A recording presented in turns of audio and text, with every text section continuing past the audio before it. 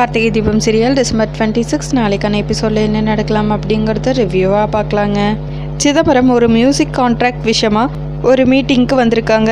அங்கே சில பேர் சேம் கான்ட்ராக்டுக்காக வெயிட் பண்ணிகிட்ருக்காங்க. அவங்கள பார்த்து எப்போவுமே இந்த கான்ட்ராக்ட் எனக்கு தான் உங்களுக்கு தெரியும்ல, அப்புறம் எந்த நம்பிக்கையில் இங்கே வந்தீங்க அப்படின்னு கேட்கவும், சார் மொத்தம் 12 ஆல்பம் இருக்கிறதா கேள்விப்பட்டோம், அதில் ஏதோ 1-2 ஆல்பமாவது எங்களுக்கு கிடைக்குங்கிற நம்பிக்கையில் தான் வந்திருக்கோம் அப்படின்னு சொல்லவும், சரி இது சுதந்திர பூமி, எல்லாருக்கும் எல்லா உரிமையும் இருக்குது அப்படின்னு சொல்லிட்டு இருக்க கரெக்டாக அனில் வந்துடுறாரு. எல்லாருமே எந்திரிச்சு நின்று அவரை வெல்கம் பண்ணுறாங்க. ஆனால் சிதம்பரம் மட்டும் உட்கார்ந்த இடத்த விட்டு எந்திரிக்காமல் அப்படியே கெத்தாக மெயின்டைன் பண்ணிகிட்ருக்காரு. அனிலும் எல்லாரையும் வெல்கம் பண்ணுறாங்க. நல்லா இருக்கீங்களா அனில் அப்படின்னு சிதம்பரம் கேட்கவும், நல்லா இருக்கேன், நீங்கள் நல்லா இருக்கீங்களா சிதம்பரம் சாருங்கிறாரு. நல்லா இருக்கேன், ஆண்டவன் அருள் அப்படின்னு சொல்கிறாரு.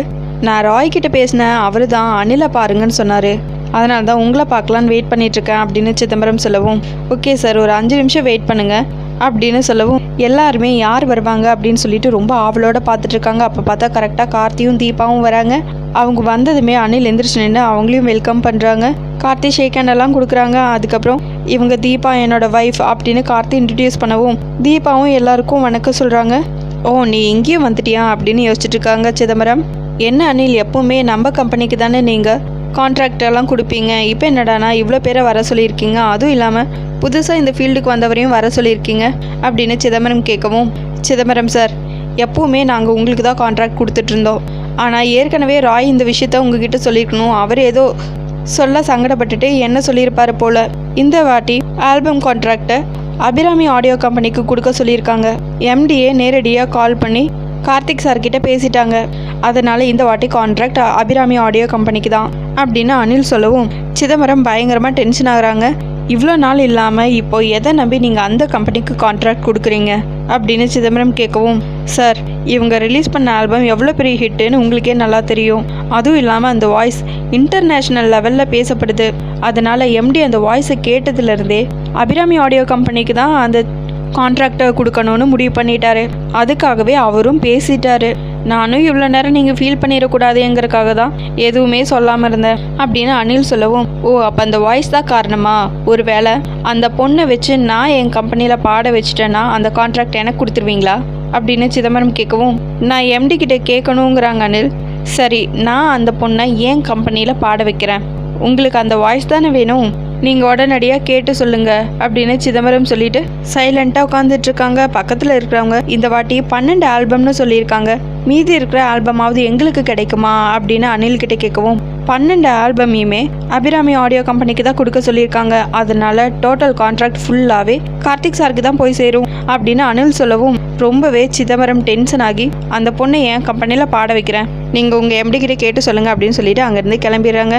அதுக்கப்புறம் கார்த்திக் தீபா 2 பேரும் வெளியே வராங்க.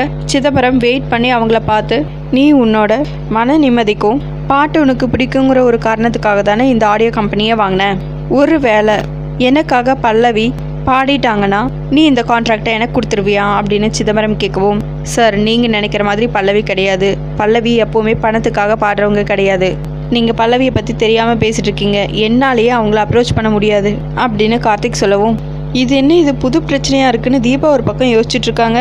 என்னப்பா ஒன்றுமே தெரியாத மாதிரி மெயின்டைன் பண்ணிகிட்டு இருக்க, அந்த பல்லவி உனக்காக மட்டும்தான் பாடுவாங்கங்கிற மாதிரி சொல்லி வச்சுருக்க அப்படின்னு சிதம்பரம் கேட்கவும், நான் அப்படி சொல்லவே இல்லையே சார், பல்லவி பற்றின டீட்டெயில்ஸ் கேட்டாங்க, பல்லவியை நான் ரீச் பண்ணுறதே கஷ்டம், பர்சனல் ரீசனுக்காக அவங்க வெளியே வந்து பாட மாட்டாங்கன்னு சொன்னேன், அவங்க தான் ட்ரை பண்ணி பாருங்கன்னு சொல்லி இந்த ஆஃபரை கொடுத்தாங்க அப்படின்னு கார்த்தி சொல்லவும், அந்த பொண்ணு உனக்கு பாட வரலன்னு சொன்னால் நீ இந்த கான்ட்ராக்டை விட்டுருவியா, ஏன்னா நீ சேவை செய்கிறதுக்கு தானே இந்த மியூசிக் ஃபீல்டுக்கு வந்த அப்படின்னு சிதம்பரம் கேட்கவும், அது எப்படி சார், நான் தான் உங்கள் ஃபீல்டில் நின்று ஜெயிச்சு காட்டுவேன்னு சொல்லியிருக்கேன்ல, அப்போவே நான் இதை சீரியஸ் பிஸ்னஸாக எடுத்துக்கிட்டேன்னு நீங்கள் புரிஞ்சுக்க வேணாமா அப்படின்னு கார்த்தி சொல்லவும், அப்போ பல்லவி இல்லாமையும் உன்னால் ஜெயிக்க முடியும்னு சொல்கிறியா அப்படின்னு கேட்க, சார் பல்லவியோட வாய்ஸ்க்கு நான் ரெகக்னேஷன் வாங்கி கொடுக்கணுன்னு தான் நினச்சேன், நான் அதை ஆல்ரெடி பண்ணிட்டேன், இதுக்கு மேலே அதை எப்படி பயன்படுத்திக்கணுங்கிறது அவங்களோட முடிவு, ஆனால் நான் பல்லவியோட குரலை மட்டும் நம்பி இல்லை, அவங்களோட வாய்ஸ் இல்லாமல் கூட நான் இந்த கான்ட்ராக்டை வாங்க ட்ரை பண்ணுவேன் அப்படின்னு கார்த்தி சொல்ல, அப்போ பல்லவி உனக்காக பாட வந்தால் வேணான்னு சொல்லிடுவியான்னு சிதம்பரம் கேட்கவும், நான் ஏன் சார் அப்படி சொல்ல போகிறேன்,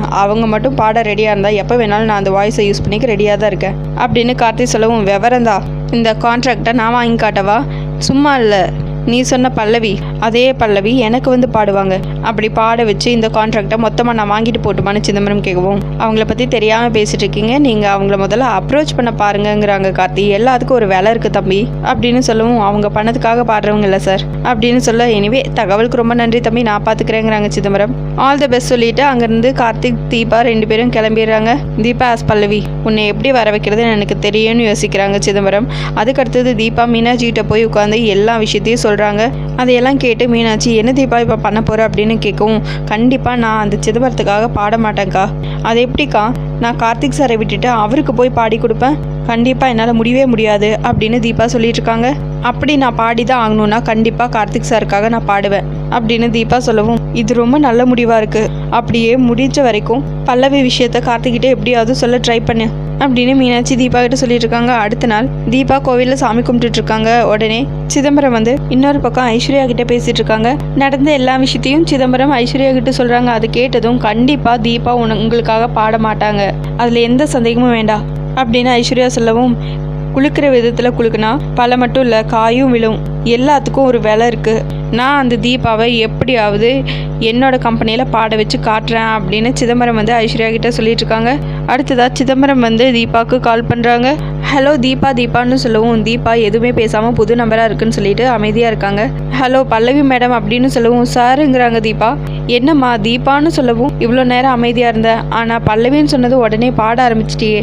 நான் சிதம்பரம் பேசுகிறேன், எனக்கு உன்னை பற்றின எல்லா விஷயமும் தெரியும், பேசாமல் வலசரவாக்கத்தில் இருக்கிற காஃபி ஷாப்புக்கு வந்துருங்கிறாங்க சிதம்பரம்.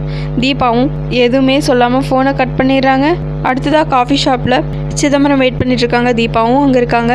காஃபி ஆர்டர் பண்ணிவிட்டு, நீயும் எடுத்து குடிமா, காஃபி அறியிட்டா நல்லா இருக்காதுங்கிறாங்க சிதம்பரம். தீபா அப்படியே உட்காந்துட்டே இருக்காங்க. என்னம்மா தீபா, உன் வாழ்க்கையை கெடுக்கணும்னு எனக்கு எந்த எண்ணமும் இல்லைம்மா, சொல்கிறத கேளு, உன்னை பற்றின எல்லா விஷயமும் எனக்கு தெரியும், அதனால் நீ ஏன் கம்பெனிக்காக வந்து பாடி கொடுத்துரு. உங்கள் அப்பா நாதஸ்வரம் வாசிக்கிறவர் இல்லை, அவர் யார்கிட்டயோ வட்டிக்கு பணம் வாங்கியிருக்காராமே, இந்த பணம் அப்படின்னு சொல்லிட்டு கொஞ்சம் பணத்தை எடுத்து மேலே வைக்கிறாங்க. அதுக்கப்புறம் உன் தம்பியோட ஹாஸ்பிட்டல் செலவுக்குன்னு கொஞ்சம் பணத்தை எடுத்து மேலே வைக்கிறாங்க.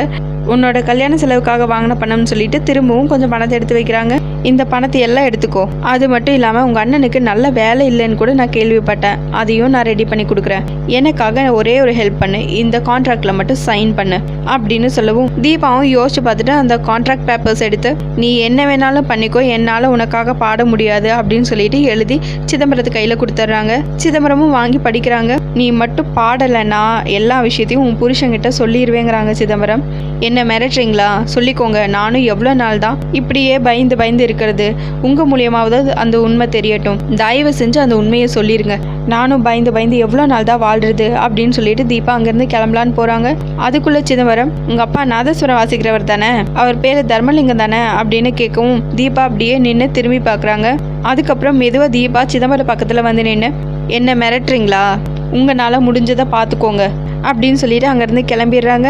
அடுத்ததான் ஐஸ்வர்யா மறைஞ்சிருந்து சிதம்பரத்து பக்கத்தில் வந்து நிற்கிறாங்க. பார்த்தீங்களா சார், நான் எவ்வளோ சொன்னேன், அந்த தீபா எப்படி இருந்தாலும் கார்த்திக் எதிராக பாடவே மாட்டா, எனக்கு நல்லா தெரியும், எப்படி போய் பேசிட்டு போகிறா பார்த்தீங்களா அப்படின்னு ஐஸ்வர்யா கேட்கவும், அவங்க அப்பா பேரை சொன்னதுமே அந்த பொண்ணு கண்ணில் ஒரு பயத்தை பார்த்தேன், வாய் வேணா போய் சொல்லும், ஆனால் கண்ணு போய் சொல்லாது, அந்த பொண்ணு கண்ணில் ஒரு பயம் தெரிஞ்சது, அது போதும் எனக்கு அப்படின்னு சிதம்பரம் சொல்கிறாங்க. அதோட எபிசோடையும் முடிச்சிருக்காங்க. உங்களுக்கு இந்த வீடியோ பிடிச்சிருந்தா லைக் அண்ட் சப்ஸ்கிரைப் பண்ணி நம்ம சேனல் சப்போர்ட் பண்ணுங்கள். தேங்க்யூ.